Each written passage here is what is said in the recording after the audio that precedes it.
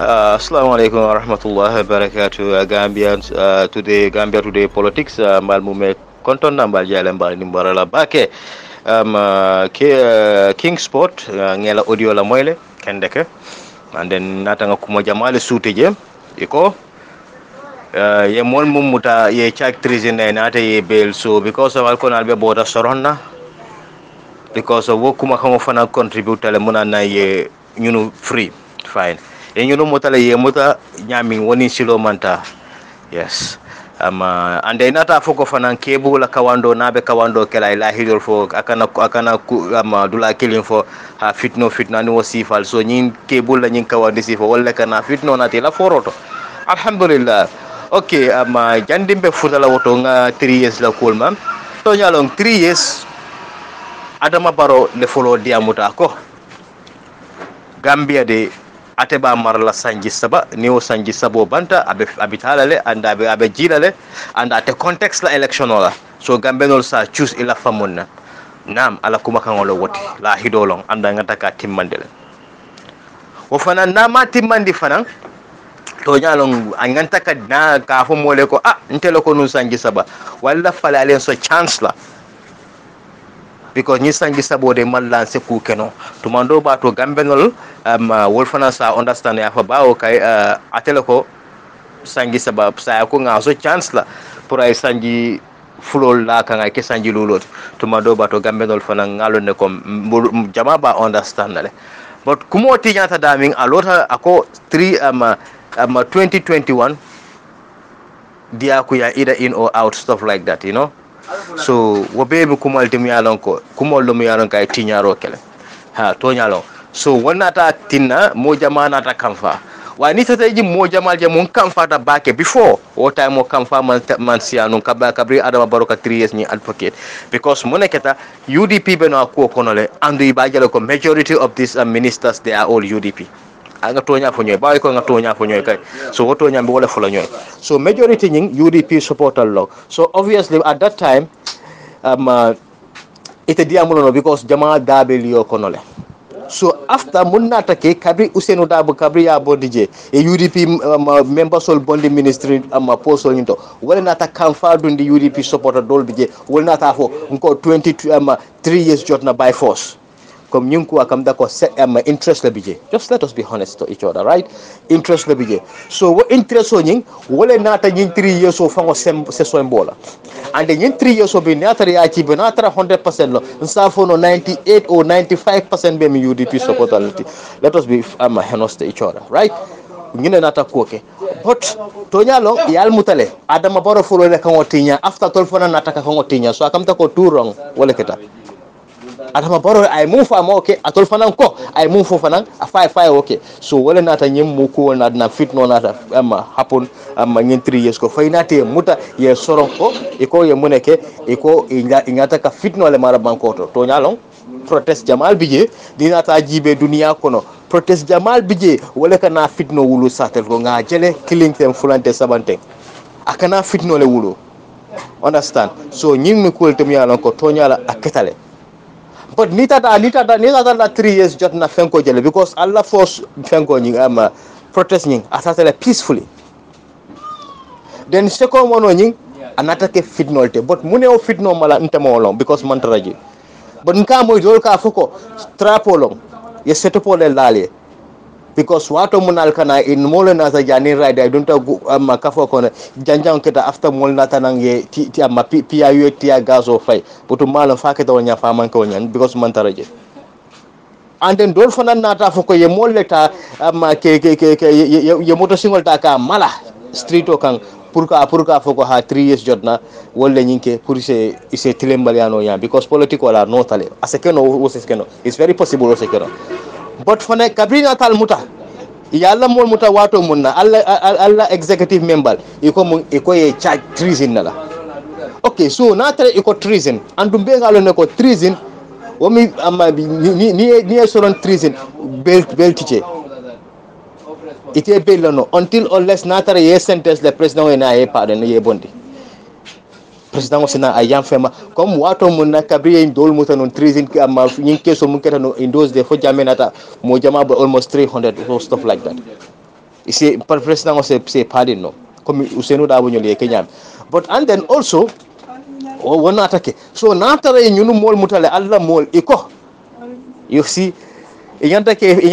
ka letaro le safe pour loi se bulono ko which means be loi nyi itol ka mum fe be wole violate ka wote ni na Gambia loi nyi ya doyale ya ima respect because to nyale ne nyi mutay ko ay treason offense ya charge wala then ay letter safe so which means ye momo fana mutami alon kay treason offense leke wala mol fana wala alo lawyer fana se letaro safe pour ya mari fana se belo soto natara kombe ama to nyale tamon landa mangol wota nganta kata wolnya kana nyindo febo yenyindo tuje hani bawo nga londe ko to nyale yal mutamun nasika ntela jerodo way satan treason ama treason offense ntela jerodo de malo because malwa po nte ngaje nyami ha but sign natar wokatale den yankuba touré na dol ani o 9 ena area mol muta woto wol nyanta ka bulale na ida mol fana letter o safe ye petition ye letter o safe ya samba high court wol free because wol fana e ma evidence soto ka foko ha nganta ke sorona because yankuma touré ma evidence soto wona ena e mol muta wol mu iko mu ye solo sande fa because mo tije mun sa foko ngajele ye solo sande libani nyina wala ntele ngaje solo sande kan wakati mo tije mu yaga woto wol fana ma evidence soto woto ye sorone ye soro mun na woni silo manta woto wol fana mbula so pour nataran kombe to ngata man ngata ke do won nyam ande nata foko ila dia modo niaje amma alla ngi yalla mol balafang alkono albe bridjole sorona because senegalel be kenyanta yamune be parle firi yamuna sate ko yes ila point yes nsontala manson ala ko wala sina yad bolde but nsontala in another sense that senegalel ibe monke ka o manke silati amanke silote because itina iye border soron because of moye wuli ay border soro ko transport union wolle sembo di itolla ye border soro without mansakunda ma kalamota yalo woni silo manta o mi bara firi ya kolde and then Senegal mete ka nyentile mbali yake gambeno lale amanke biti kulo mi alon ko metale right okay wo fanan is another point okay then inata foko reke kebu yake bula ko maje bakere because of ay kawandol munke warning o ma tol feboda because I fitnolema iko natara kebu ate lahido forano ayede ate damma man karanga manke anabiyom da min ko yes fine okay sambe nyini kala ko makelina la kebu la kawandol atika nabe kawanda la kawando ke nyaadile faka fo 3 years jot nako wala ala ko re fa kila ko te akamone fo kala allah kala rasul ala ko kila ko boto natara ate ko fitno man betia nam fitno man betia because fitno be sino la momo ya ko ne salon ma ala danko be right okay ni aje fana ka yen dula ma ba ka yen fitna ko ma because Gambia ba nyaatilin kan fitnol la Gambia ba nyaatilin kan fitnol la because ku do bi je ka chokas ya mera ko nyimmi kundinete wala kana kitakati sometimes ye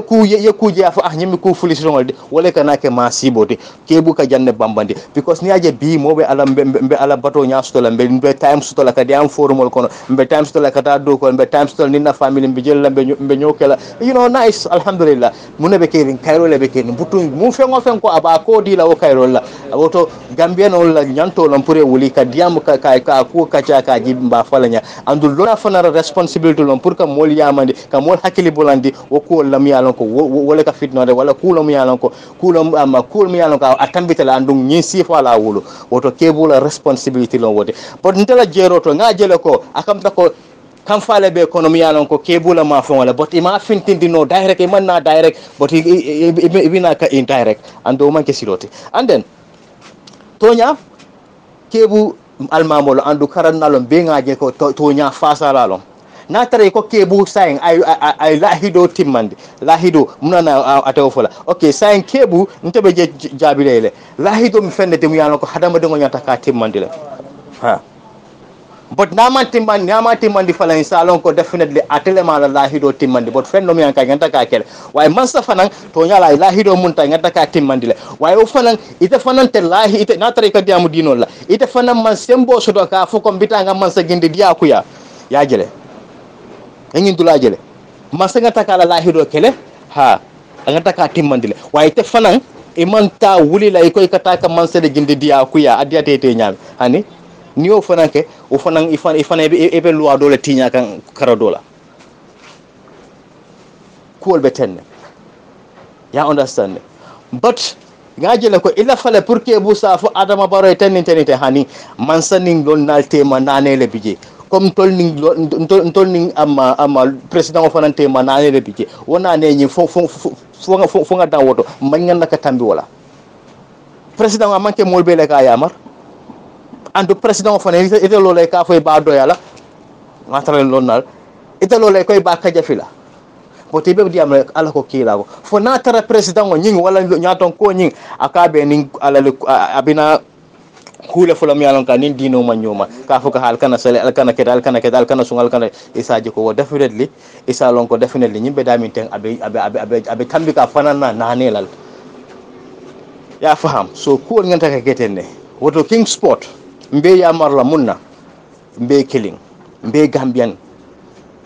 mbe wuluta jan ya understand and then fanena ta ka fuko shiku de interne man chahanana it's very dangerous because ni aje Rwanda teta munate shiku wala te genocide mun ketan Rwanda siol lake but what shiku nyin ab right now abe kere Gambia kono jang algan tele tonya rek shiku nyin be kere Gambia jan but mune yin suiko wona na wa manke kudum yalan ko bila turo farinta hani kulom yalan ka metele ka brin jawara la watola bawo man ni ko le mo fay very simple ko ni takite boyte sono to mo kana to mo dula jibe itakita dami muru woto ba ka to ko jelo foundation o nyiti woto foundation o nyim portale wato mun na jawara bi jang wo time ni manke mandin koti wala manke suruwati wala manke akwode bi ka kuma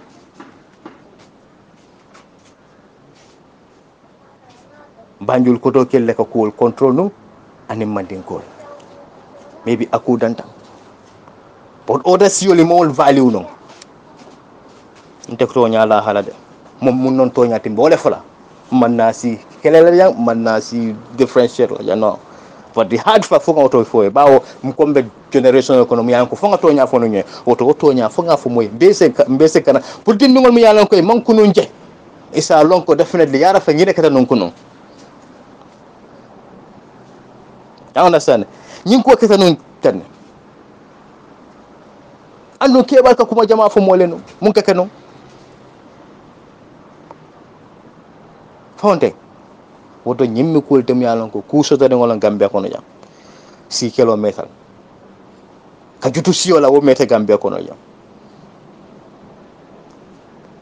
Woto fongo be landi jan wala nan ka fugo ntami si kareti wantem banku din kendo wala siata wala betiata ka fo ntami si kareleti yake banku din kenoti a good citizen mi yalon ko abe deliver le sate ya nit wato mun abe fintila la ake Gambia be yaje wolon banko di kendo why see ka fonte mi si card wo ma important the most important thing just get the just deliver well Gambian on la famone yi Gambian on satisfy mashallah is hanate na de ke fan papeloti ko le ke balantoti wala jola also ever tan ko ke moti mu yalon kay ba deliver le ngaje ntol la fa wala why ka fo si kari na see what is see at the end of the day munon sioti munon jola yati munon mandinka yati munon surwa yati munon balanta yati munon amanyi yati ati empty da kana fitnole nati and then fanay nata kuma do fo king sport jiba ko lolonde yes iko kebul ka nyin diamo mun keta bina dina fitnole wonda hani dina fitno mun koy ba wurindi la wala mun la faka wurindi Gambia kono jam be ngalon ne ko woto nga tilinga to nya fonye en sa falna la mol nyata ka dino nyinkele ba ka usunyol la mol le nataka confusion on atinda mongol tema fonga to nya fonye de ate diala de because bi nataran ko nga molle soto mi alon ko bi nyin non tolla nyaton ko de nyin non tolla dina nyaton ko de ni nyin ko ha ba fula hani ko hanen ba fula hani ni wol lota iko mole ka alketeng dol ka wuli ka fo kon tela moro wala sirif kari kon te ken tenyin kala wala ka fo mor kali kon tenyin kala ando ni da taw moro jibe wo moro hani alif ama safi hani qur'ano kono afa fana mo safi ala moro fana mo safi woto natar ala dino mundi kila sallallahu alaihi wasallam pour ay mol karandala woto nyaton ko tan taka bunyale hani sa mbe quality ama leadership quality nyaton ko ngata ka bunyal but mu imamu dolbije wol ka fonta to kala because man yin taran fala you see yalo ni tata jibe hadama din dolbije alsa hako bonye ye city wulo ko ne nyamo nyimi wala fisa de na di ko rakon modol bije ye sa jomu ta ko rakon wala easy ta fanke tol fango mara ko rakon wala nan ka fule mo fulale batat ni ko wolon jumaati nga fa mo fi ngonim falo alsa ko bañ ma ñun non toñati mbata batal because ñaka toñaje lente sonna kaf king sport ba kaw suñol lañu ko bek but fa fatale yes victim ollo en sa fallota ay molla dinol doya ay molla dina nyaton kol doya faka fo we ka kana ñun ko mo fo ñakota faka fancodi ka fanke mole ket ka fona alman bayat kana ñun ko mo fo ñakota alma fo man jeje woto wok fana contributor how many years mbijang nene man dina problem no soto christianol bijan ne ahmadiyano natale mol taraja ana dina ko tegol fana natale mol taraja bon nene man problem soto but kabri ni masa kunana ya muneke siko saying al nga difference al nga sembo de nyina be kuma kilin fola king sport be mbo fula ya ndum ba fula gaminol be bi momo ma duwa yedingo wulay dun jahannam hani kafirona la kafir ya ba man la fika dun jahannam fonde suŋona la suŋo bi suñaro be abe man la fika dun jahannam mo be la faka dun arjana le woto bune be mol dun de arjana na kitabole mun nati nga mun suute wolon toñati nga wonoma way ka foko junu bay fo c'est la ray so de ganne bay fo ñu ñanta ke genne bay fo ñu ñanta ke ja wala nan ka fo gaay le constitution oni qur'an o manke kelenti hani bibi nente sambati are ikana sam ikana ndiam di dina ko lante inte qur'an o sala ngan kali because be constitution o sala because atol la taw constitution o dina qur'an o fonten min non toñati jiba ko lo ay wali woto king sport nga ñine soto pour ka foy tuma do bato mbe bisiri mbakele wala nan kaccangi te jamfala baki but ñin non kuutum ya non ko nganta ko wala put into consideration dina ko ensa fal ñol la nati ñi man sakundale dina ko nat na tara fitno be kala ñunu molte mu ya lon ko inata la pour ka toñandi bartaro bondi ñoto because ale fenne jila mu ya lon ko foyake wala non prophète ay mune fo ako hayrukum man ta'allama alqur'ana wa 'allamahu momo karante fahamro ke londo so ganta ke hadi ñoo hadama dingol kon ama karanti ka tandila ni mo ke ni fata yo mal khiyama ala be jinin kala woto ke bu ñol la responsible lon nan ñol la responsibility lon pour ya toñani bataro bonde mole so ni wol kay be toñani bataro ba ka wala faka dina kelo le natinya ñin kuma sifa wala ka dina kelo le ni mo ke yo mal khiyama ala be jandal woto ñin non kuti mu yalon ko ntol nganta ka balu ten ñin non kuti mu yalon ko wala nganta ka fo andum hanina tara alliance a londol wallahi selo everyday ngadiyama ka tandila ko munon toñata ni munon batorote hada madinga fay hañi toñala kana mo ñako na jibe nata toñala ni nata toñako diamo as a good muslim diamo as a as a believer speak of the truth no matter what speak of the truth adama medami adama baro boytale ando atol fanam boytale ni nata dinol atema lahiro timmandi wa tol fanam sembo soto ka fay ko ji ni nata dinol budu ni nata la constitution o atol lalon ba man fe lo wot ba transition constitution ko sanjilulu ha fine atol ko emo yulon so akumo diamo siasale o to bedana le jami mba fulale ko assalamu alaikum wa rahmatullahi ta'ala barakatuh. Assalamu alaikum Gambia maa ngi leen nuyu di leen sant di leen gërëm di leen wax ne leen jumaa mubarak fu waay mun di nekk ñu ngi leen di nuyu di leen sant démba si padiri programme am bi amoon nañ ku ñoo ooyee Momodou Coulibaly I think some of you ñi nga xam ne nekk nañ si diaspora bi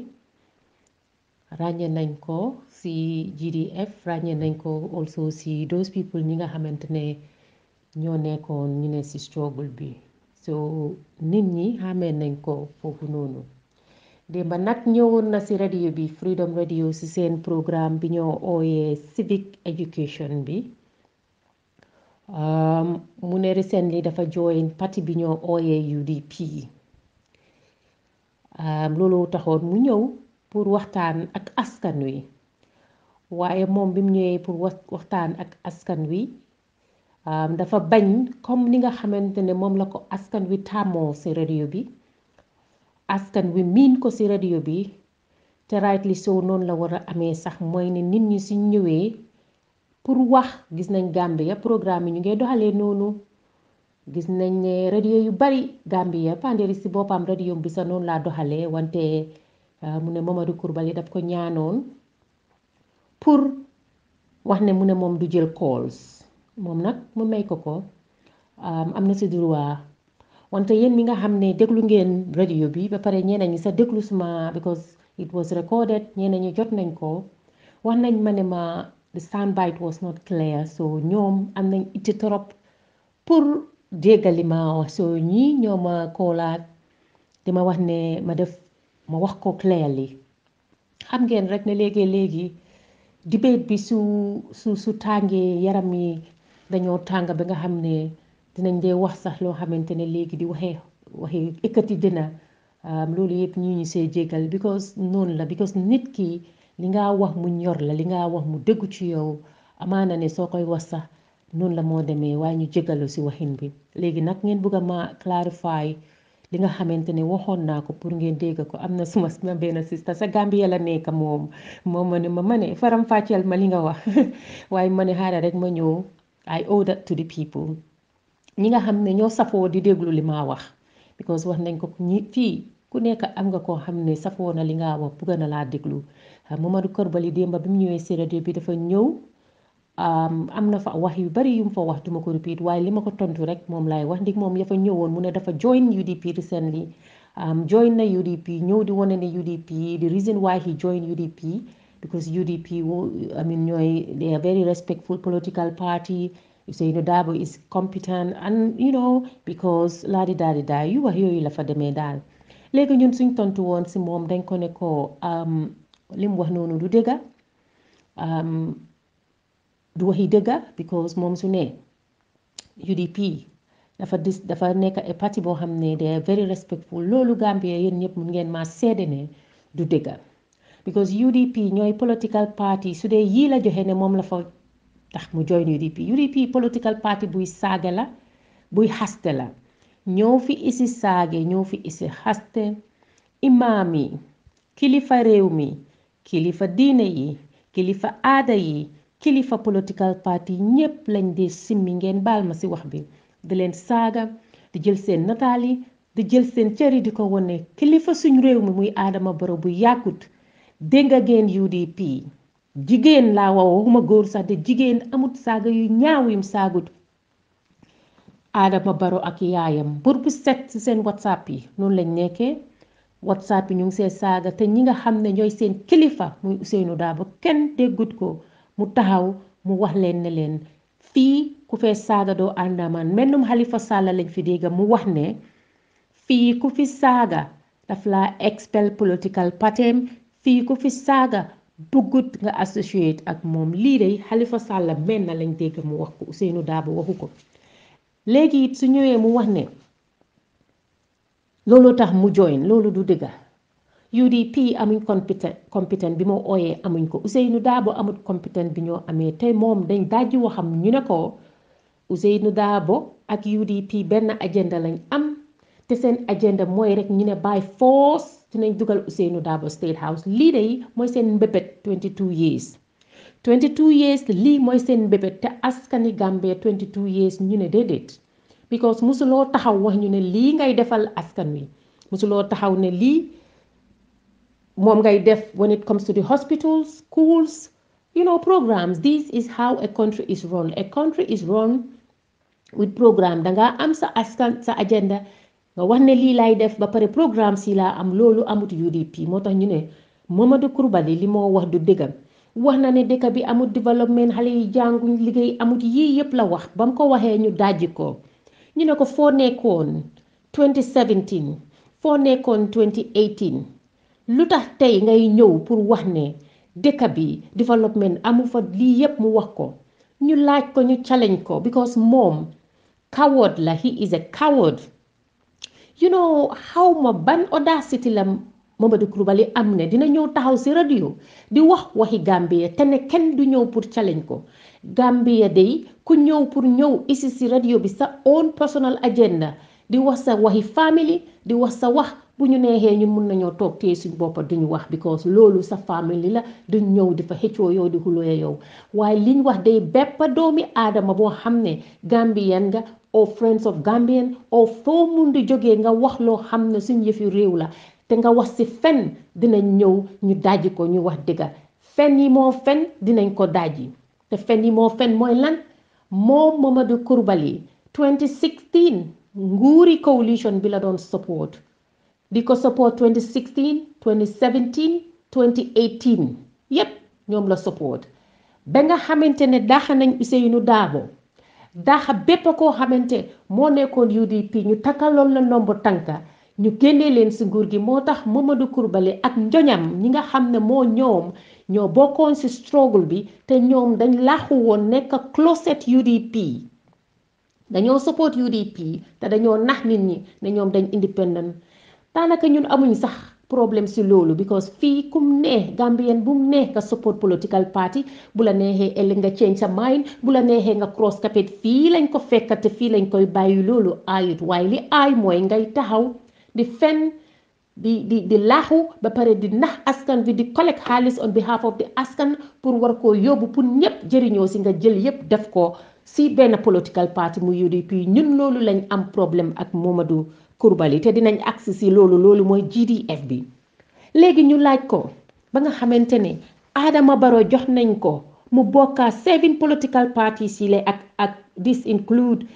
independent candidate muy Aïssatou Touré bi nga xamante ne coalition bi ñëw nañ 2016 ñu jox Ousainou Darboe ñoom UDP ñu tànn ministerial position si nga xam ne moo gën a am doole si nguuri Adama Barrow nguuri Gambia Minister of Finance dafa am doole torop Foreign Affairs ne noonu ñu waxati ne Lands and Environment yi dafa si am doole si nguuri Gambia si la bokka Amadou Sane moo head on that Minister of Finance Ousainou Darboe nekk Foreign Minister and then later on ñu appoint ko mu nekkaat Vice President nga amati Diba mu nekk Minister of Lands Amadou Sane day bam nekkee Minister of Finance dañoo fàttali rek pour wax ne mu ngi wax ne school si nekk Basse moom Momodou Coulibaly ak school si yee ak training ak yu nekk la wax xale yi amuñ liggéey ñi koy laaj bam toogee di defend government bi ba nga xamante ne ñii ñu ngi fa woon daf leen doon defend bépp luñ leen ñi wax ñun ñoo fi toogoon time boobu ne government bi dañ war a def liñ war a def moom muy leen a defend moom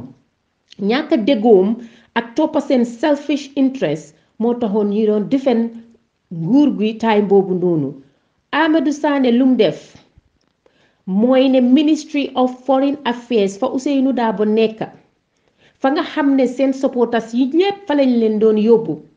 foofu la jël joxe fa li nga xam ne moo ëppa si budget bi moom Amadou Sane moom la Adama Barrow jox responsibility bi as a Minister of Finance mu war a jël budget bi muy xaalis bi nga xam ne mooy doxal bépp département si public sector bi foofa noonu moom Amadou Sane moom moo responsible pour séddaale xaalis boobu loolu la ñoo wax ne budget bi mu jël ko jël ay milliards yu baree bari def ko Minister of Foreign Affairs lim si jublu woon mooy lenn rek because Ousainou Darboe taxaw na si radio bi wax ne mu ne bépp koo xam ne yaa ko gëm toppa ko nekk UDP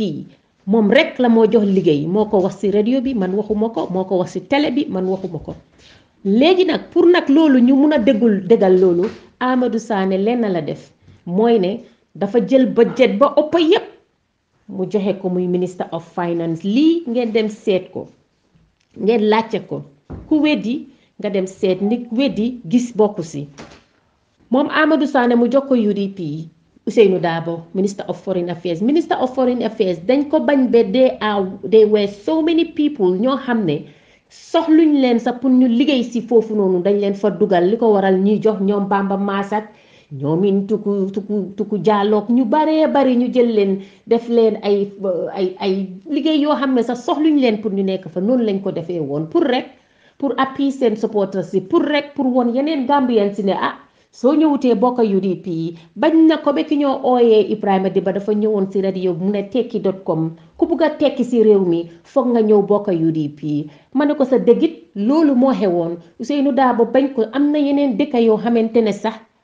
soxluñ sax pour am fa an embassy because am na dëkk yi niñ jege ñantee si Africa o daanaka sax si yeneen si west bi niiduloo ñun Gambia as a poor nation pour ñuy ubbi embassy fu nekk waaye Ousainou Darboe loolu daf ko defoon Yaya Jammeh embassy yi mu amoon si àddina si yëpp moom Ousainou bi mu ñëwee daf ko yokka li ko waraloon mooy pour create employment pour ñi ko toppa ak ñi ko toppa di ko jaamu lii dëggal la weddi kenn du ko mun a weddi moom moo ko taxaw def ko moo ko def léegi moom Amadou Sané si boppam ministre bi moom si boppam mu def ko daf ko bañoon be pour ñu audit moom ministre bi nga xam ne moom la nekk muy minister of finance pour ñu audit dëkk bi pour ñu audit suñ xaalis si réew mi suñ koom-koomi réew mi moom Amadou Sané yëfi tappale la si bëggoon a dugal mooy ne mu isi moom his own company pour ñu edit ko moom mooy laajte ndax yow di nga isi sa boppa ndax sàcca dina jàppa boppam sàcca du jàppa boppam ba loolu yàlla ak Panderi Mbay seen radio bi Freedom Radio ñoo ko binda ba nga xam ne World Bank ñu stop ko ñoom ñoo stop loolu ñooñu si jàppale ñu stop ko lii yëpp am na fi ñu gisati Amadou Sané mu bil ay mansion bu day ni kaay leen gis within the short time bi mu nekkee fii 2016 rek la ñëw de by 2017 gis nañ ne mu ngi bil loo xamante ne ni within that time ñuy laajte yii yëpp moom Momodou Coulibaly ak ay ñi toog tey di bugg a selmal askan wi gis nañ fi loolu te waxuñ ko lii yëpp si UDP la xewee corruption bii yëpp si UDP la xewee because that was corruption and plus nepotism mooy lan mooy li Ousainou Darboe doon def mooy ne dama laa xam ma jox la liggéey danga maa support danga war a bokkaa man ma jox la liggéey ndax ñuy oote ndax loolu war naa am si Gambia teñ am xale yoo xam ne very smart intelligent young men and women in Gambia ñoo xam ne ñu ngi toog Gambia lañ jàngee yaroo fa ñu nga am xam-xam génnuñ bitim réew lu tax Ousainou Darboe joxut ñooñu liggéey ñuy laajte na loolu fee na loolu Ousainou Darboe ak UDP seen guur la xewee waaw seen guur la xewee moom Momodou Coulibaly musut a taxaw wax si loolu dara ñu jógee yeti sax Ousainou Darboe taxaw ñëw si radio bi for the people by the people show ba nit ñi di laajte ne wax ne Adama Barrow dañ bëgg nga xool nga jàppal li nga xamante ne moom lañ la wax ne bi nga agree ak nit ñi bi nga wëree askan wi yëpp pour ñetti at ñu ne la Adama pour mu ona loolu Ousainou Darboe mi nga xam ne Adama Barrow daf ko cëraloon taxaw dem ba France ñu ko interview mu ne he is my political godfather mooy suma kilifa gëm ko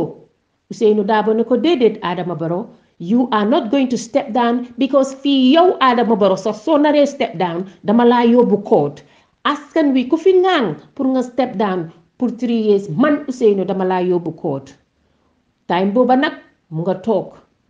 si taraangaam comme niñ ko waxee rek yenn Gambien li ñoo wax ñu ne seen taraanga kenn du leen ko xañ mu ne moom kenn du ko xañ taraangaam dee fa loolu taxoon muy koy defu ko de nit bugg a Adama de defu ko de nit bugg a askan wi déedéet daf ko defoon nit Aji Yem Seck wax na ko dañ plan noonu ne Adama Barrow 3 years bi su jotee passé ñoom Adama dafa war a wàcca delloo Ousainou Darboe njukkal ni mu ko delloo njukkal mooy Ousainou yeneen ñaari at yi des mu toog continuer su ko defee ñoom ñu continuer UDP government li lee taxoon mu wax ko waxut ko woon nit bugg a Adama léegi nag ñiy laajte ba nga xamante ne daaxan nañ ko moom Ousainou mu gestuwaat ne na Adama wàcca by force UDP ne Adama wàcca by force ñu ñëw ne dañoo isi fitna si réew mi moo waral tey ñi nga xam ne ñu ngi leen jàpp ñu nekk mile 2 looloo ko waral ñu ñëw pour taal pona yi pour génnee di saaga amul luñ fi saagut amul luñ fi jafut ñoom ñii toog si diaspora bi di leen agitate ñu dem génna ba nga xam ne tey am na ñoo xam ne ñu ngi sa mile 2 ba suñ amoon fulla ak fayda ñoom ñu toog si west bi fii demoon nañ December holiday lu tax génnuñ lu tax dagguñ seen paas dem biñ amee soxla ku si mel ni Momodou Coulibaly bi mu amee soxla Gambia bi nga xam ne ñoom ñëpp ñu ngi mel ni njéeréer comme suma oncle ni mu ko waxee woon ne njéeréer yooyu yëpp daw nañ dem Sénégal ñoom ñëpp dañ demoon Gambia pour dugalante liggéey waaye bañ demee comme ni ko Adama Barrow waxee ay geeni béy yi ñëw nañ gis nañ ko amuñ liggéey ñu wecceeku tey sol nag mbubi soldat ne dinañ jàkkaarloo moom xeexa ñoom ñun ñu leen la loolu du fi mun a am doo leen toog ba seen interest du interest yi Gambia de seen interest ngeen toppa ko ba nga xam ne toppa ngeen ko ngeen féel ngeen war a ñëwaat ne di ngeen nax askan wi ñu ne déedéet loolu jeex na Gambia fen dafa war a demaale ak 2016 si struggle bi amut fen yuñ fenut tuumaal yuñ fi tuumaalut nit waaw dinaa ñëw si loolu minister of lands kan la woon mu UDP bañ ko fa tegee li xew fitna sala ekatikoo loo xam ne musuta am Gambia ay nit jógee foo xamul ñëw daanu si kaw community ne dangay jël foo xam ne dëkka nañ fa ay ati at nga ne dangay daanu si seen kaw because ngeen ne Ousainou Darboe moo nekk government ngeen ne UDP moo nekk government lii yépp a fi xew bi Lamin Diba nekkee minister of lands UDP nekk si government yi Adama Barrow bi di ko fitnal di ko undermine yépp ñoo ko doon def pour jaxase askani Gambia ak Adama Barrow jox leen cër ne teg toog noppi waxut because nag waay ngela bu la nit joxee cër nga jox ko cër bu la nit joxee cër nga delloo ko daanu nañ fi si Manjaaga community bi jël seen laan gis ngeen li xew Gunjur gis ngeen place yépp si komba gi li fa xew li ko waral soo leen demee ngeen seet ko fii fen xeju fii kenn du fi fen ñun yal nañu yàlla musal ñuy ñëw di fenal askani Gambia UDP la ñoo doon daanu waaye gis nga seetlu ngeen leen na bañ demee ñu génne leen si government bi loolu la yépp amatut fi mu nekk nii ñi war a am liggéey yi ñu ngi leen a jox liggéey benn ñu ngi ceeñ danka ñi nga war a xam ne teg nañ leen place yi ñu ngi leen fa teg bépp Gambien man I don't care whether you're APRC I don't care whether you're doy whatever political party ñun ñëpp Gambien lañ bépp koo xam ne you are qualified to do the job ñu follow due process pour jox la liggéey man loolu awma si problème man awuma loolu si problème liggéey lañ wax ñu ne liggéey jot na dañoo liggéey loolu lañ wax léegi nag Mamadou Coulibaly ñëw si radio bi ne dina ñëw pour fen dina ñëw pour sos comme nam daan def si struggle bi ñoom struggle bi am na fen yu bare yuñ fi wax sos ko fi tey ba léegi yéen a ngi nii gisu leen ko gisuñ evidence amuñ evidence dañ doon sos di fen loolu lañ doon def sos yooyu bokkoon na moom Mamadou Coulibaly mu ñàkk a jom mu dishonest amut integrity amut dara lum ñàkk a def moom la fi sosaloon Mama Kandeh te lim ko sosal mooy lan mooy ne dafa ne Mama Kandeh ndig Mama Kandeh bañoon naa bokk ci coalition 2016 bi mu ne moom dafa taxawal boppam tem ci am droit moom Mamadou Coulibaly mu taxaw rusut ragalu tuumal Mama Kandeh ne ko yow Mama Kandeh Boko Haram ñoo laa sponsor lii yépp Mamadou Coulibaly def na ko fi yàqa deri jàmbur loo xamante ne mun naa toppa nit ki moo xamante ne munoon na koo isi problème Mamadou Coulibaly amut di amut sax nit nekkut nit pour war a génn ne apologize na si Mama Kandeh because mu ngi dija goo xam ne si ñëwee di xeebaate te yow fii yow koo fee xeeb Mamadou Coulibaly xamuloo sa boppa soo xamut sa boppa nit ñi dinañ la ko wax nit ku baax dangaa xam sa boppa fii Gambia la ñëpp jógee fii kenn juddu wut fi with a royal spoon kenn juddu wut fi with ba silver spoon ñun ñëpp lañ juddoo nekk baadoo la ñun ñëpp fii lañ juddoo nekk baadoo la ñi seen bàyyi seen kilifa yi xosul yéen ku nekk xosul ba dugg si rob gi soo fii kenn mënut fee ñëw di fi jaay nit ñi wax bu rëy foog na di nga get away with it we will not allow it Mama Kandeh soo amoon jom su fekkoon ne nit nga am nga looy rus di nga taxaw ni nga ko defee woon nga def vidéo oo nga dem si radio yi nga apologize Mama Kandeh waaye nit ko amul jom nit koo xam ne amuloo integrity doo mun a def loolu te nag moo tax nag sa maas gi la askan bi war a oytu pour di leen déglu noonu nga ñëwaatee naan Adama Barrow at 100 million bi ñoo déggal nii moom nga ñëwaat di wax ne moom la Adama Barrow di use pour rig vote si 2021 ñu ne la fen boobu fen la te dinañ ko dajji because ni nga defoon Mama Kandeh foog na di nga yaaxa xoli nit ñi mënatuloo fee yaaxa xoli kenn because yow nit ñi xam nañ la yow Mamadou Coulibaly yaay ki nga xam ne GDF bi nga xam ne moom lañ foomoon pour nit ñi dajale seen dërëm yi ñi dajale seen pound yi ñi dajale luñ am génnee ko ñu ne moom la ñoo dem pour dimbalee ko opposition bi muy di coalition 2016 pour ñu mun a dem pour mun a campaign fu nekk fi ñu war a dugg si ruxruxaan yi lan nga def te yow yaay woon the head of the GDF lan nga def askan wi dajale ay millions and millions of dollars lan nga def yow nga nekk UDP di leen support nga nobbu ne independent nga di si laaxu amuloo woon di integrity di honesty di honor pour taxaw ne askan bi waaw ma day man UDP laa woon. You were not a registered member, but you've always been supporting UDP. We know it. You know we know it. Waaye danga laaxu lan nga def Gambia lim def mooy lenn dafa jël xaalis bi askan bi dajale yépp ñu war koo séddaale political parties yi nga xam ne moo bokkoon si 2016 ndigte bi ñoo dugal suñu xaalis dugaluñ ko ne ko UDP lañ ko dugalal dañ ko dugal ñu ne dafa war a nekk pour ñépp ñu benefit bi because looloo taxoon Gambien si dugal ko waaye moom dafa dishonest tappale la duy wax dëgga du niti dëgga mu jël xaalis bi jaarale ko ñu jox ko UDP moo taxoon UDP am edge over the other political parties askani Gambie saa yoo leen defee go for nii dëkka bi ma nekk fii mu United Kingdom ba pare si west bi fii ku fee ut charity ngay fee laaj go for nii you should be accountable danga war a wax ñi la dugalal xaalis fan nga def xaalis bi at the end of the day because loolu mooy morals loolu moom la ñoo ooyee fii loolu loi loolu moom la laajte ba pare ku nekk dañ la war a audit ba tey askani Gambie ñu ngi wax fan la xaalis bi dugga Momodou Coulibaly because of his dishonesty because of his arrogance mu taxaw ne mu ne moom ooyut kenn pour explainal nit ñi faalewut kenn ñi nga xam ne dañ ko waxoon ne ko dañ bugg a audit mu nekk di traité nit ñi daf leen traité ne dina digaalee ñoom yépp ñun fii lu fi xew yëg nañ ko dafa nekk di traité nit ñi ku ko laaj mu ne daf laa traité because the guy ego bi moo gën a rëy he is too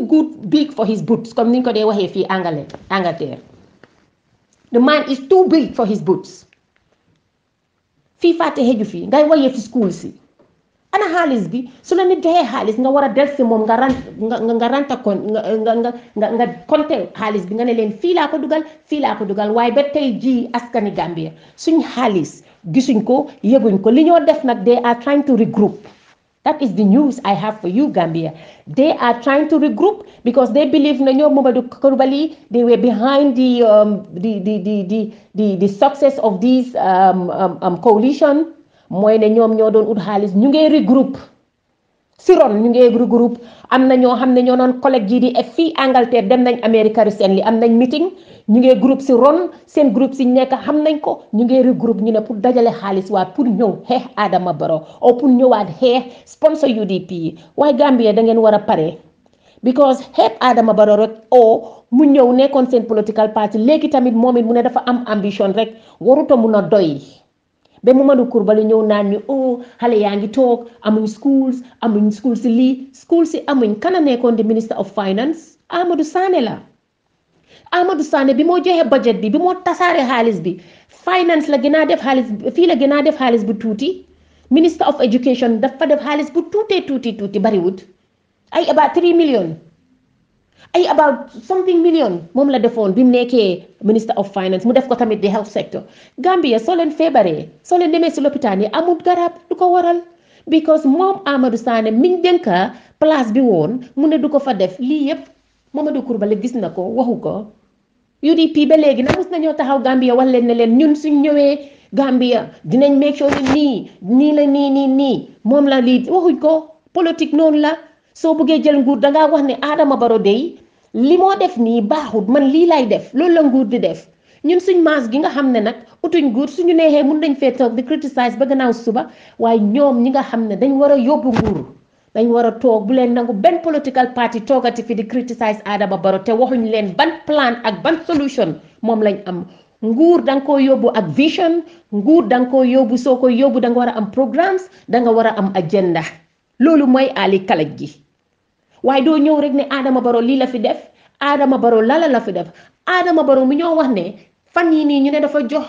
di saraxule community ñu ngi wax ne daf leen jox ay xaalis donate Gambia laaj ma fan la Adama yaaxut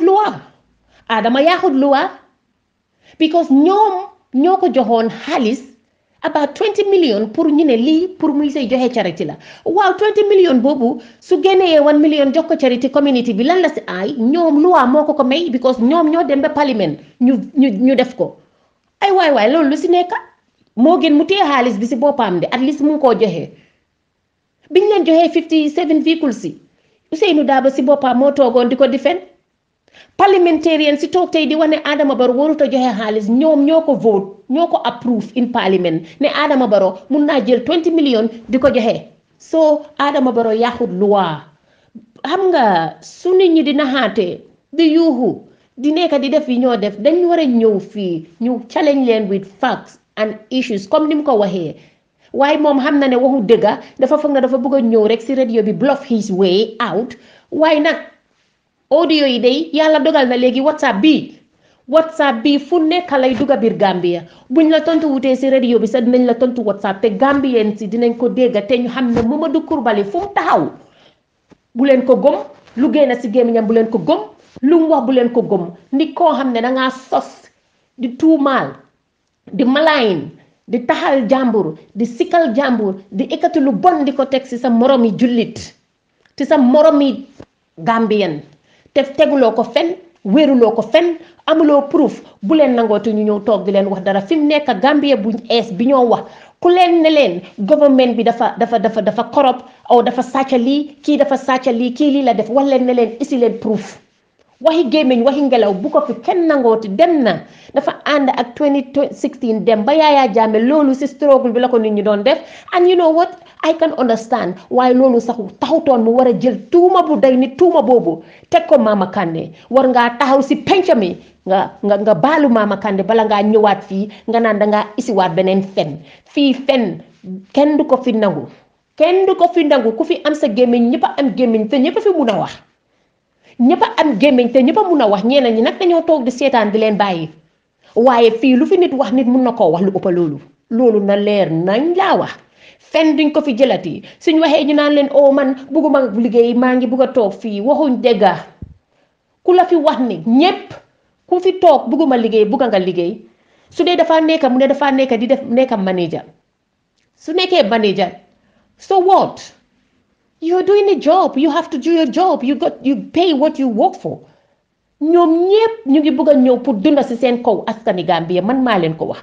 fii sonal nañ fi sedda bi miti na ku fi nekk 20 years ak plus di xëy si suba teel ngay xëy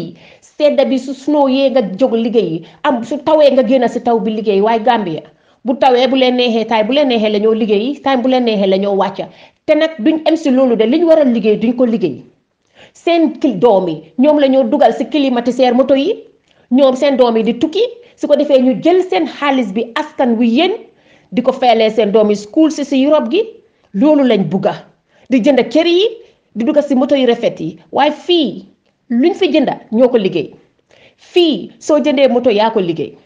soo jëndee sa kër yaa ko liggéey te soo liggéeyee sa kër gi ngaa jënda mortgage la ay 25 years la ay 30 years si diggante boobu de moomuloo kër gi ngum de la soo bañee fay ñu nangu ko si yow loolu nag amut Gambia soo bu leen kenn réeral naan leen maa ngi fay dunga si teranga crédit rek ñu ngi crédit am crédit ba seen boppay fees moto yi ñoo dawal crédit la kër yi crédit la yépp crédit la soo liggéeyee balaa weer bi su jeexee sa xaalis bi sax la faa des du bari bu leen kenn nax ne maa ngi si jàmma how many people are here free debt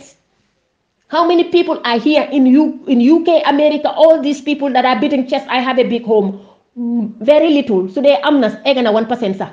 man mii wax a yéen kër laa am di fay moto lay dawal di fay kenn jëndu fi sa moto cash xanaa ngay liggéey loo xam ne is dubious xanaa ngay liggéey loo xamante ne jubut fii kenn wax wut comme ni ngeen a def Gambia di jënd moto cash jënd kër cash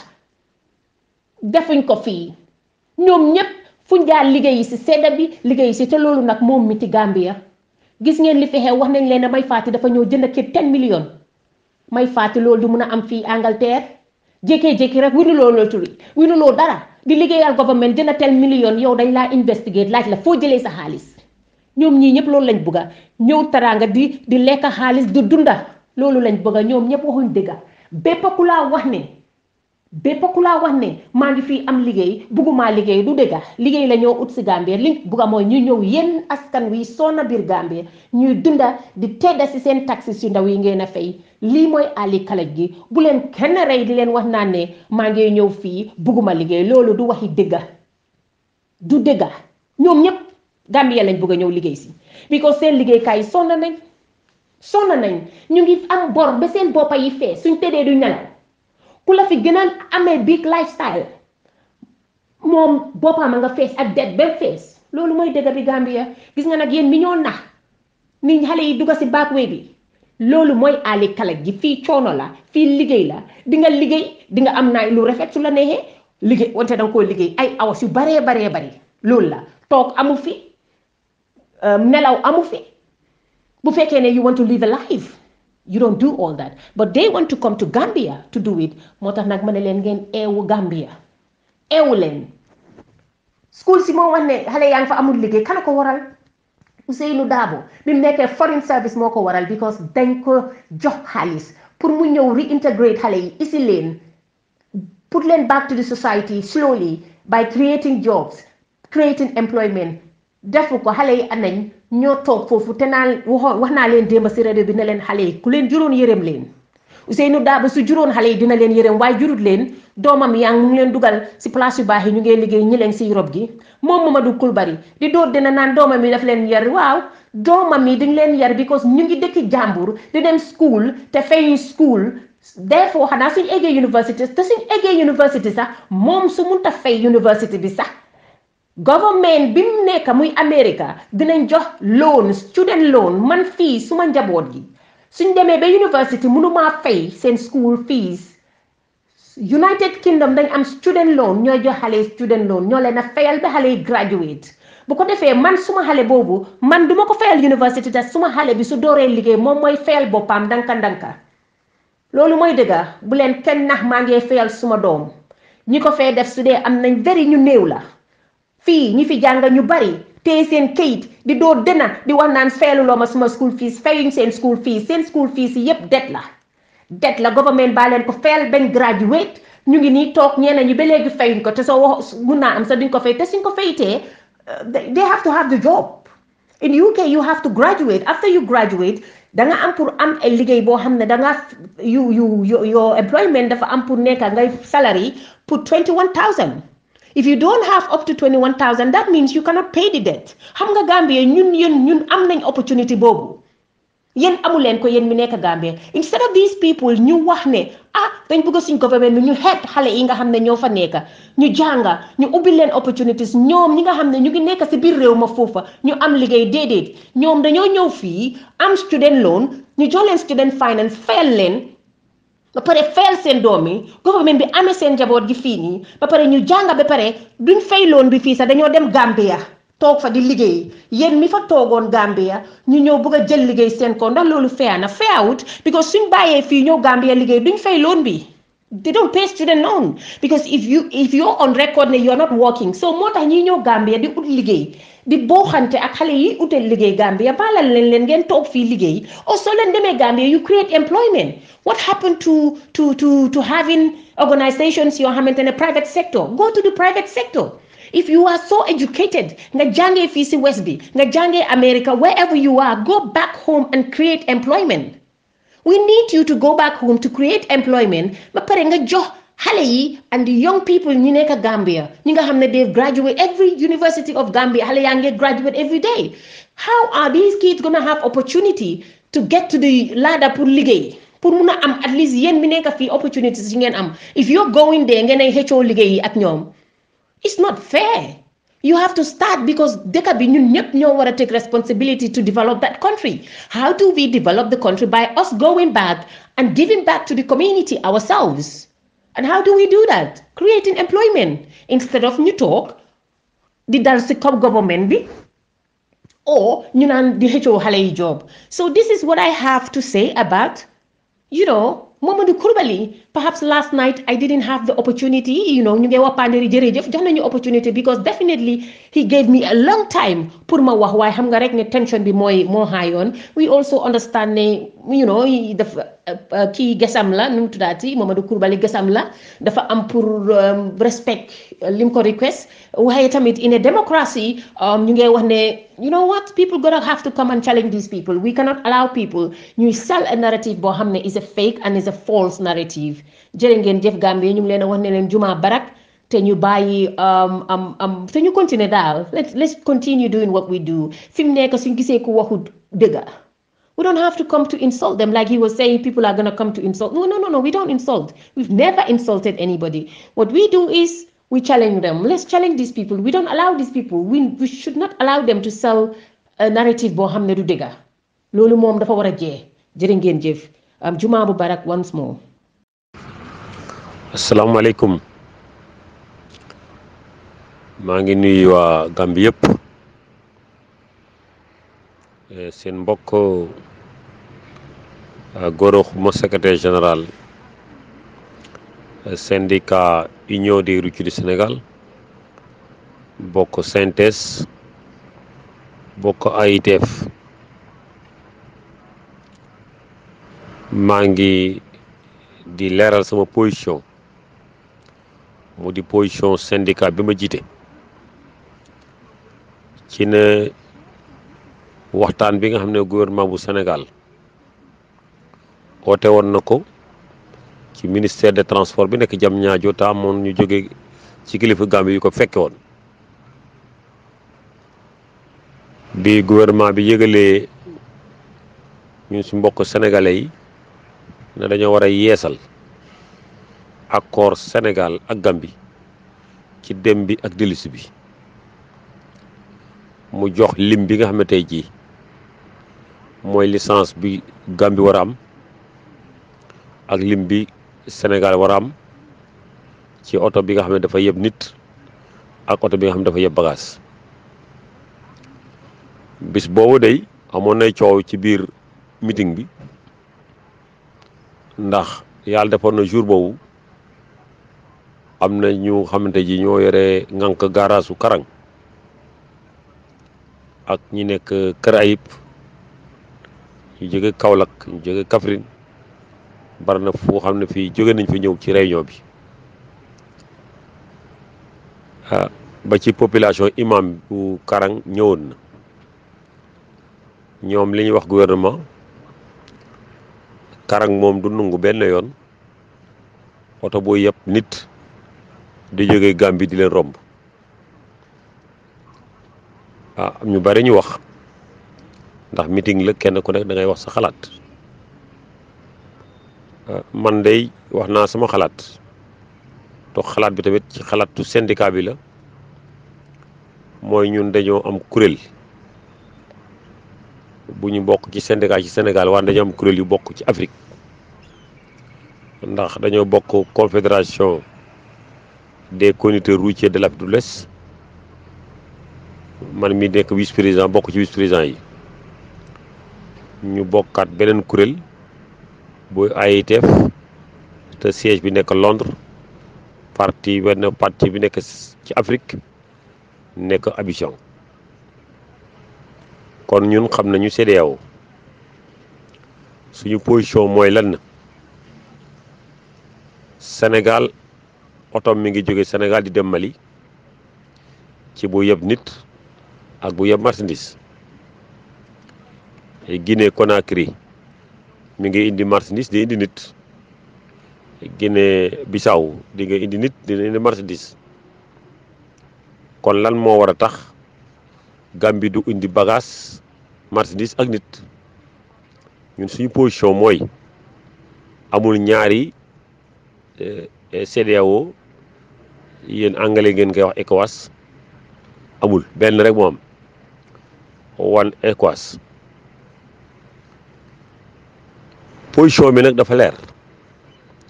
dañuy mën a tëj frontière yëpp wax na benn bus du ñëw Sénégal jóge Mali di yeb nit baa nga yeb marchandise beneen oto tamit du jóge Guinée Conakry di dugg Sénégal beneen oto tamit du jógee Guinée Bissau moo xam da nga yeb nit baa nga yeb marchandise benn oto tamit du jógee Gambie di yeb bagage baa nga yeb nit ñun de suñu syndicat nangu na loolu. bu fekkee nag mënuñoo def loolu nañu bàyyi ñëpp na Gambie indi otam bu yebee nit baax na bu yebee bagage baax na Guinée Bissau bu yebee nit baax na bu yebee bagage baax na Mali bu yebee nit baax na bu yebee marchandise baax na Sénégal tamit def noonu bu ko regee dañuy yemale ñëpp wax naa léegi ne ci ne ECOWAS nekkul ñaar nekkul ñett benn ECOWAS moom benn loi moom benn njiit moo fa am leneen li nag man xaw ma la lay nuru ndax bu fekkee ne dañoo jàpp ne réewu Gambie dafa tuuti Gambie defal na Sénégal teraanga ndax man mii di wax day bokkoon naa ci ñi doon xeex pour que bac jóge Gambie ñu am pont xeex naa ci ba ñu bari ràññee ma ci kon bu yàlla defee ñu am pont nga xam ne ku mu neex jóge Dakar ba fu la neex ci Dakar ñëw Farafeñe dem Casamance dem Sédhiou dem Kolda ci mu gaaw lool amutul benn problème xale jaaxletuñu mag ñi jaaxletuñu amutul ñu benn problème amutul jëkkante ndax dinaa jéggi ba duma jéggi amutul laaj xaalis ndax da ngay joxe xaalis pour ñu jéggal la amutul téléphoné avant ngay egsi pour ñu denc la place léegi dafa mel ni autoroute da ngay ñëw rek yàlla dem sa yoon loolu teraanga bu rëy la te Sénégal warul fàtte loolu ñun suñu syndicat du fàtte loolu ndax bokkoon nañu doon bëre pour que vraiment bac bi dem pont bi ñëw buñ ko yàlla defalee nag kon dafa fekk mu neex waa Gambie bu neexuloon waa Gambie pont du am Sénégal ak lu mu wax ak lu mu def bu neexuloon Gambie pont du am comme dafa neex Gambie nag ñu defal teraanga te pont boobu bu fekkoon ne téeméeri nit ñi ngi jaar foofu mën nañoo wax ne juróom-ñaar fukk yëpp ay sénégalais lañu peut-être Gambie dina am ci fanweer kese bu fekkoon ne tey ji téeméeri oto ñoo jaar foofu mën nañu wax ne juróom-ñaar fukk yëpp ay oto Sénégal lañu kon pont bi Gambie moomu ko Sénégal moo ko moom kon ñun tamit ñoo wàññeeku war a def teraanga suñu diggante Gambie dafa lañ lu rëy ñun suñu syndicat nag du bàyyi loolu waaye dafa am loo xam ne lii du décision syndicat du décision kenn décision état la état daal bu fekkee bëgg na biisu Gambie bi ñëw état moo ko naa dugal bu fekkee biisu Gambie bi bëggul état bëggul mu ñëw état moo ko naa doo ñëw ndax keneen ku fu waaye mën di def rek mu jig la rek dafa fekk état mi ngi sa ginnaaw bu fekkoon ne état bëgg na bis bi ñëw dëgg état Sénégal bëgg na biisu Gambie bi ñëw moom dina ko aar ba bis bi ñëw bu fekkee bëggul nag mu ñëw du bëgg mu ñëw dëgg ñaari dëgg amul benn dëgg rek moo am man day d'accord naa bus bi gare arrêté mais bu Mali day arrêté bu Guinée day arrêté bu Guinée Bissau day arrêté ñëpp bokk ci yem Sénégal tamit dootul demati fenn man d'accord naa loolu ou bien ñu ubbi pour ñëpp na ñëpp tëj ou bien ñëpp ubbi loolu mooy position syndicat bi nga xam ne moom laa jiite man day bëgguma karang am problème waaye nag am réew bokkul ak ab dëkk am réew bokkul ak ab dëkk ndax ñun ñëpp waxuñu Malien yi dara waxuñu waa Guinée Bissau dara waxuñu waa Guinée Conakry dara ñëpp a ngi liggéey ci jàmm ak salaam lan moo tax nag ñu ne Gambie du liggéey man de d'accorduma ci bu fekkee dafay tëj dafay arrêté man d'accorduma ci man li ma d'accord moom moo ñëw waaye nag du question syndicat mooy ñëw taxaw foofu ne na car bi ne ñëw force ou bien syndicat mooy taxaw foofu ne car bi du ñëw force mbir mi mbiru état la état daal bu bëggee bis bi dina ñëw moom dina xam ne mi def ba bis bi dina ñëw bu fekkee état xam bëggul bis bi ñëw état dina xam ndax mi def ba bis bi du ñëw man lii rek laa doon leeral mbokk yëpp Sénégal ak Gambie benn la amoon nañ coono biir Gambie de amoon nañ coono biir Gambie lool bu ñu yàlla dimbalee ba coono ba jeex ñun Sénégal de am na leen lu ñu war a fay Gambie beneen teraanga bu dul leneen loo xam ne neexul waa Gambie man nag Sénégalais laa du ma Gambien waaye da ñaari dëgg amul benn dëgg rek moo am dëgg nag saa boo ko waxee ñu mere la saa boo ko waxee ñu mere la saa boo waxee dëgg ñu mere la responsabilité bi daal du ci Gambie du ci syndicat responsabilité bi daal ci gouvernement bu Sénégal moo war a jël responsabilité bu ko jëlee moo xam bu ko jëlut moo xam man lii laa ci amul lu may wax maa ngi nuyu ñëpp ziar ñëpp sant ñëpp di nuyu waa Gambie yëpp di nuyu Balla Gaye Omar Cissé ci taxawaayam bi mu am bi mu waxee ne dafay tëj booto Farafeñe bi pour fayontoo ginnaaw boo xam ne bi amoon nañu juboo pour que dañuy dem geraw ci le 19 mu bàyyi ñiy dem Farafeñe yëpp ñu jàll léegi ñu tëj li nga xam ne moom mooy gerawu le 19 bi muy camion yi kon loolu rek moo ñu bettale ak Balla Gaye syndicat la yore ñun yore syndicat ci réew la nekk ñun yore réew ñu bokk tamit AITF ñu bokk siège bi nekk Londres ñu am benn patron bu tudd AITF ñoo ko bokk kon lu neex Gambie forcément mu neex ñu lu ñu neex tamit forcément mu neex Gambie ñu ngi nuyu ñëpp siyaar ñëpp wasalaam. awju billahi mina shaytan rajim awju billahi mina shaytan rajim bismillahi rahmani rahim alhamdulillahi rabbil alamin alhamdulillahi rabbil alamin alhamdulillahi rabbil alamin mbadi APRC kolu mbadi Gambian kolu mo kindolu ngal konton ngal tuntu ngal jayi kata nene ton kol la foduma mbadi ngolu alsiya ketunye mbe yallon kati elman fati mbe yallon kati ka fo dina dun ko le islami hakol mumul le makadina le fasa jawol malafi ay dina fasa min kida ba khawsu ay awde dole bonni kake bidioti kalman fati ani journaliste muso men dara anyeninka oke kela picho nyim ke santo ka muso nati duma droso damane bala ani ka jaljali kanyu malo malingol ba fala nyadi ay ole siti yaje abe ku malaka mbadungol alinga ke alani kilay momo imu adama dungoleti imu islam hakalati imu APS dungoto imu Gambia la mu kandoleti kanani njanda forme kono alin kana so ayna na forme kono alaki alani kilay ni momo yaje duma ablaje wala ya delete bari kananati min nati ka ada dinna alhamdulillah rabbil alamin la bage because ay natle komi ay ba khawsi menke yaje bagasu inshallah suma sallahu ala ba falakilale billahi wallahi tallahi ñu mangi islami hakada manki mo muneti wallahi billahi yalon bagasu ya fon warandele bagasu yallonde ya man furet lamin do kila rasul sallallahu alaihi wasallam kila ma fo mole ka fo ale na don ko tas duma ayat kununtala amoke wallahi billahi amoke momu moke dunya ko mam moje moya de dunya ko fo bagasu londo tabulu setal londo babulu wallahi billahi yaje ajiba ay menke ay picho men nat sansay mbadu ngol alinga ke alani kilay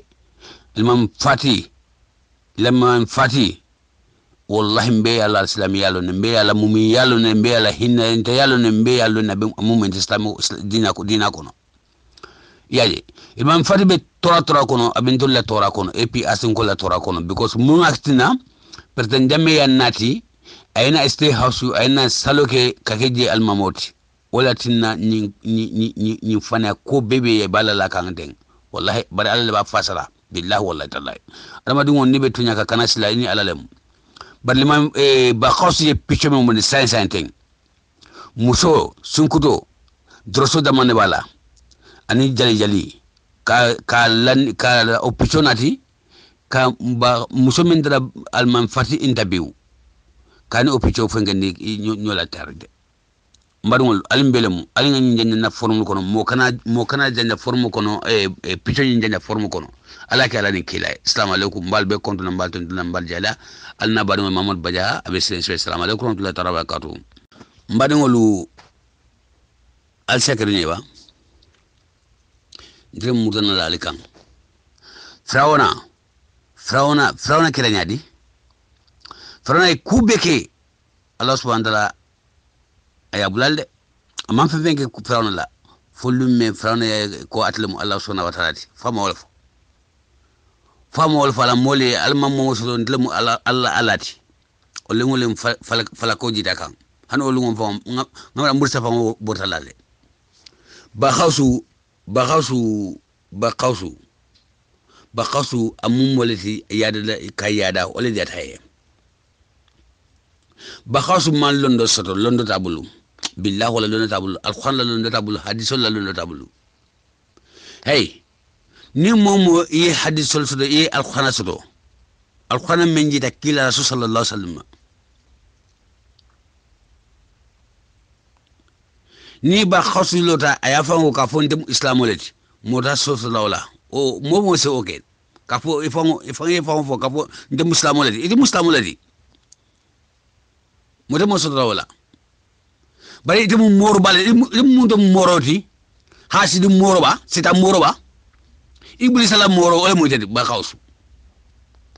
iblis ala moro ole mo tedi ba khawsu ajube ibota Gambia kabiri kukuron ke Gambia ibota mu ngi borndi fo mambori itata dula folo mendo ini wol manjin ini wol makeno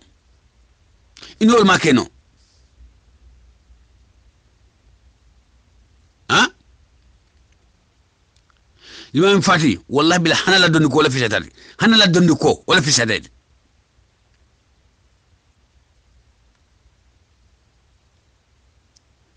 hey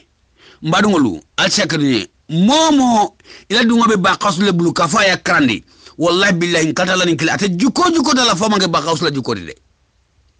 alla la dingol ta baqasu bulu ala di morol la man ka krando ke ala di talwala man ka krando ke fi sabilillah ala ko kila ko akada wala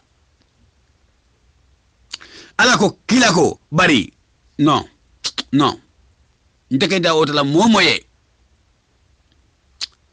niwe alquran karna alquran min mo kilneti même ba fola ala ko kila ko niyo karan ibedula tela sama to ibedula fa ngola sama to lay o kay ayabe lema bari alquran ba fola ala ko kila ko bari non o manki alquranati kendoti minu nga atapal dina kuno olla ke bar alquran kilmo men dira kila rasul sallallahu alaihi wasallam wala ba fola ala ko kila ko dangola ba khawsu la mu seda lonno le bulu hasidi lonno le bulu ba khawsu yawla san hey asaka ni ba na tra problème president me la mul ba lonna le ba president me mam fo Gambia kono abeya moyle dina islamia o tekel la Gambia kono jang adu mo tenala ye Islamic Council kafu ba against la jang atikela president damela maroto yaje hey ala le paraso di la mola bas do place dolbe de o musetane kala le kadila ba khawsu be paraso mento ting setane le adiala wallahi billahi ala le mindo ajibe ba khawsu ala picho ngajele yaje abe sirin ala singo be dinu kan o bala singo fengela ala yonte minto ma fam mbadungo al shakari ba aya fango samba dwato amanke mfra de lamento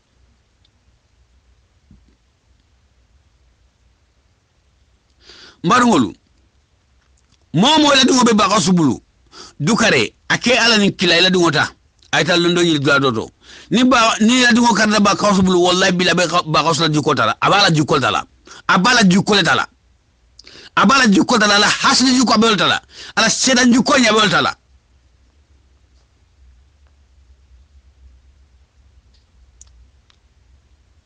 ba kasu mu jawbale jawole mu jawbale mu ada madi sedan bale mu ba kasuti fo ba kasu madina manna lafta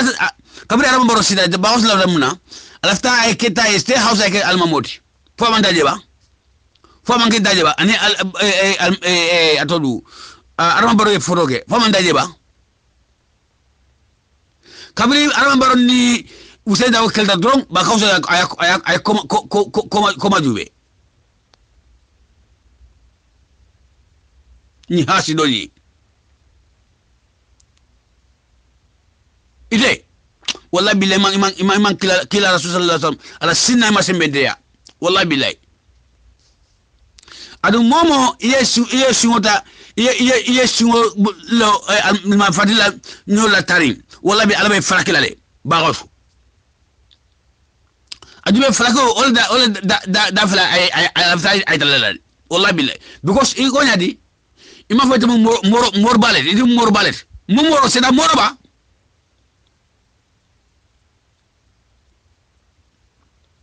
nafiri man fadi men fo to yale fo wala monat ne man fadi jabi ko bay jabi nyamen ay fo ay ko fo nyamen man fadi ame fango dress ka fo ani ay ni muso ka fo ka keden amoke fes ay to yale fo men gadu arabal ngola kumoto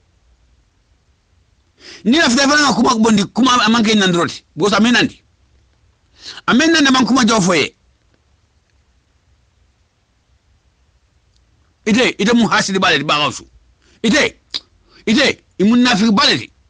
hey armadungo wallahi bil ala ka fenela men ka diaye wallahi billahi wala dina ay dañi ngeden wallahi billahi ite mu hasidi baledi bagawsu men nango nafi mbe de dunya kono dina kelen na ite mo wolati dina men ka dina fasa ki kelen ite mo woti men ka suna kelen ka suna fasa ite mo kelen dalati bari wallahi billahi kul fa yakun abe felal ka duna be me ida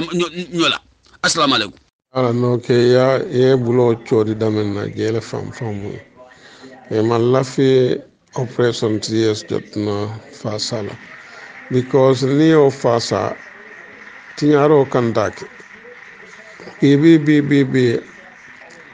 doybe maranding nyim parlemento men kono ni tata o kul be jija kendeke ko dol kanta sangara falling wel ya lon ko mol man lafi dol man lafa e falling for example can you imagine ni parlemento resolve iko presidential and parliamentary election o be nganta yaro wo basic enol ni political situation sifa changes kanale others you never know how it would end so ni tata falling at parliament election ola do kolam kat ko nunto UDP support or menke doila indirectly ita okela la ni ko be okela nyinto UDP la grassroots wala be kamfala ya adun walta sonna ye Khalifa Sall ganyen ni one more time akana na wuri mol kunna ko alinga independent alinga ke independent whatever yeah and then ka akata kamol kun fadinyola parliamento ko wol te wokela ko te ko chance tatale so wala nandi nil tarial abokola ko ni moye jato kuta doyen ko le jato le kuta so jato dun ni ate kuta e buka taria bulal ni abula malum membekel so rada ye jato kuta fo AFI koto sisiol kadunga nula ebo bari ka jato kuta ka bula ke kordial yalo wote ke nola nu nyine be bulu de pacha kumfulo pacha kumfulo mutata nyile bulu ni operation 3 years jot na fasa election o sitar sinano le ni ma o fasa e kuma koten fo isi accused double standard bari rada ndongo rada ya accused double standard wala sono ata ni fula foro le yala wol buka som malo tala bari ghetto boys wol mankia nde lañi fulol melbe na santo to ni na fanol ali ngawol mutambul fulola de ay ñi baññunuñ kool mel yaalon itel mahana lon hani tomboron fakat jolom yirole santo fa ka awuri bankola ko siamira ko newol ke molla banko ñaton koti kesele bo wala jabato Khalifa Sallah ñol mo sifal ndongol awar yaalon jos comme ñin week sabol ñin lokun sabol nanol mel tammita koni loya yankuba dawo be sorondine wala ata kilo bota wala le Nelson Mandela ñol be meta sorondine at odum Gandhi mu loyalty Gandhi was arrested and yeah soron in South Africa. I don't know how many women at odum fenkeñol be mu loyalty fo Kwame Nkrumah man juri di karan e ma o coup d'état fo nan li du kare du kare okay kemo nyin kay fo nga mutaten don alale ya dinnaten by the way kemo yaro nyim si sekundankol te bare fufule wala fana mun karanta si sewol bijele kuntin si sewol bijele jarme koto si sewol bijele ate damante de woto be faaren si sekundankol le tep ate kilinam UDP te wol kono o sise kundanka jama men bewe jarme koto akilinam UDP sita jarme le yet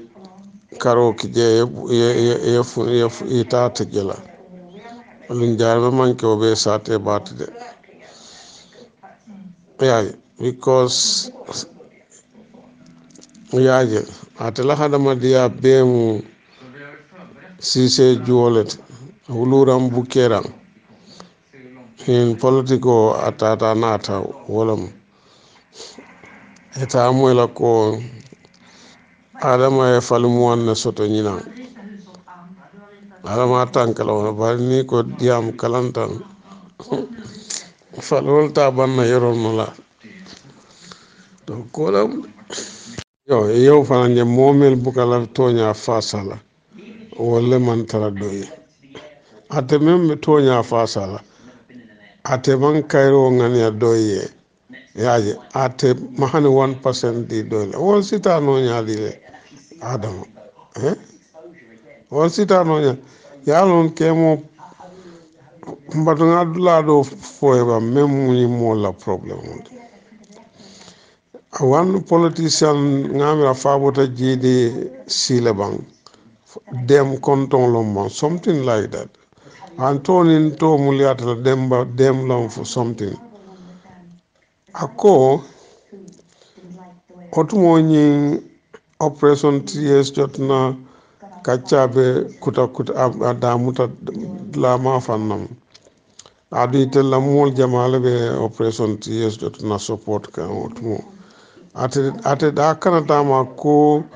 ye Adam Barrow tuje because Adam Barrow wole fisata wo tara presida yala banko tinya ay banko nasinde wole betata ka Alhaji Hussein ke president ifin 1 hour ako 1 hour kat ko ne Alhaji Hussein ke president 1 hour woton tel tina chance sotola nin tel kombina next election iyo wo koto munante wolom ñinti politicien o me yalon ko ni mo kendo ke ñaton ko te ñaton ka kendo londi banko ñato itel fufulewli itel tina chance sotonola ka moli consider this is very sad alu ñina mu ndongol ka miraten ni tata ghetto people think like that alim be to poverty kono jam be to ignorance kono jam be to fahamul balya kono jam bare mota make la kono jang. This is language of Keto. Nintema make mo kotenta make la. Nintema succeed mo kotem te succeed. Nyina be Geto kono kanyo sing sawaten ko yirifa sotole. So yaje o problem sifa wole nyil be affect. Adama nyol be la problem o me sa affecting e hakilo ka bole fanko etele muddo en kolle just UDP wo kana soto ha Adam Barrow sa soto bar UDP in their own fantasy yalo nyil be livre in a fantasy world illusional world ibe wole kono adu wo kono je esi ku exciting jamale create no ila miro kono but nanata practical situation on ita hane 2% or soto nola popular vote. This is how things go. So okay nyim kay ngamira be adama way bat kala jubur langlete ya ni be bole la balin to ya londe ton konte hopefully nin silawlon ya hayna fosi esi silandin kanya bare ka fo ka be te nafa la bla kote no atitano Adam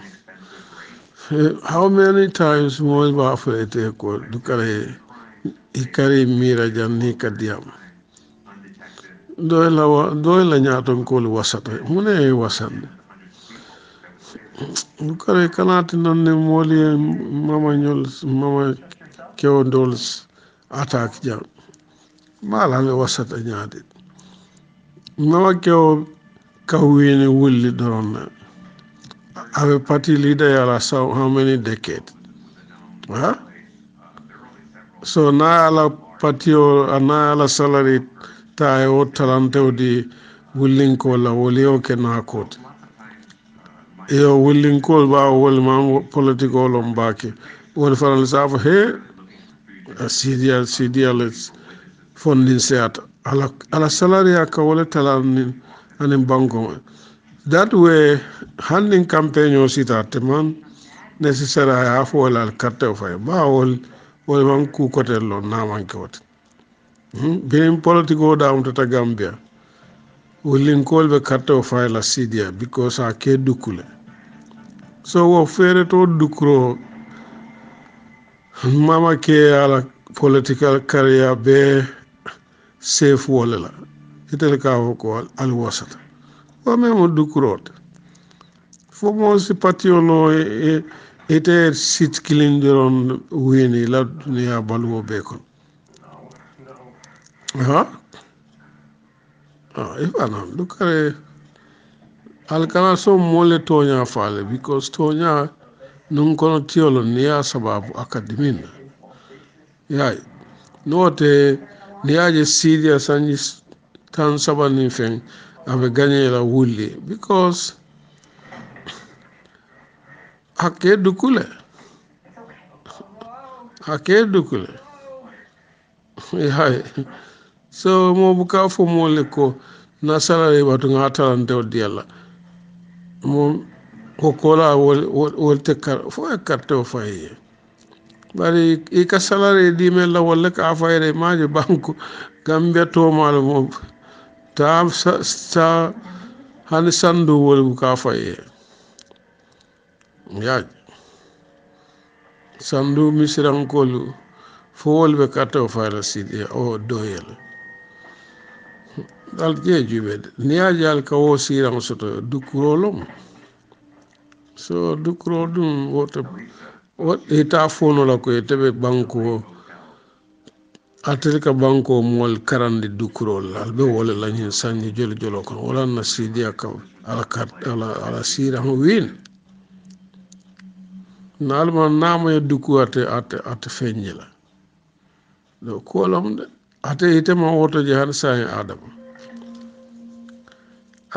politician o sala salary half wo dia la constituency la I have wala work a project out adun wo wala ka opportunity dia tela as a politician katama dunia kono tare ni tata banko ka ya fo enter mu socialist solti o nim banko mel mu communist be dame ko enter mu communist nin socialist be dame ko enter mu socialist nin liberal ñol be dame ko enter mu liberal wo be to get economical support ntela mu parti leader dictator le bentel ya ko ni ñim opposition jama sako PPP la Mr. Jallo ko ni wol baluta ñina la dictator le mbute ay ñaate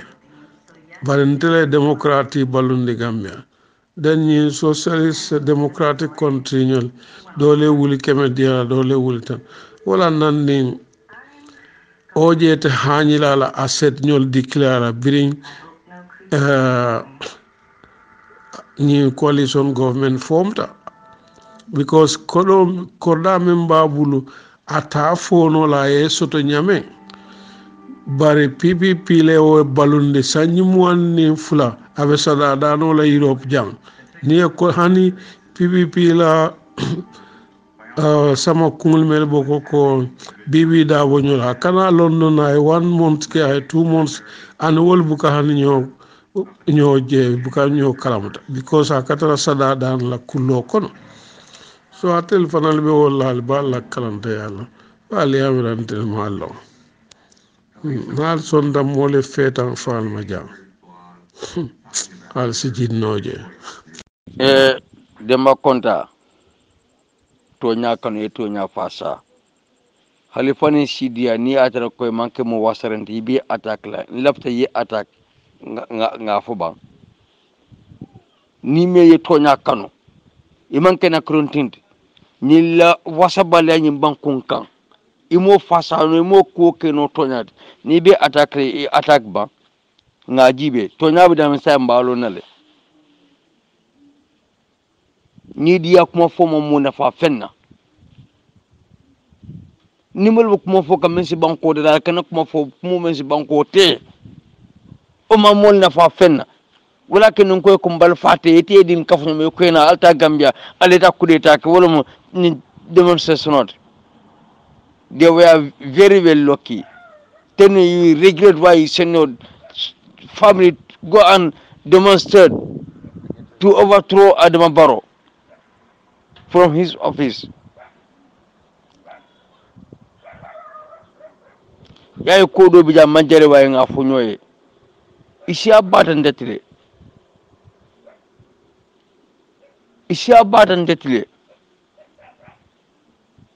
imama kyo manin kolko ke basirin to menje dini lorin to bu koye imama sidi asirin to menje ite lori bu ñang sonte e ñama jeje idina da politiko kon waru jumal bire UDP sorota imeda monki business la ñim bankun kanjang bom monki dance babun dance mol ñen melom politiko kon jam bire UDP sorota le imole lom politiko kon mun kam badi ya fasaka e ko fonte idina ni saw be ndewe tara UDP mun kam badi yaka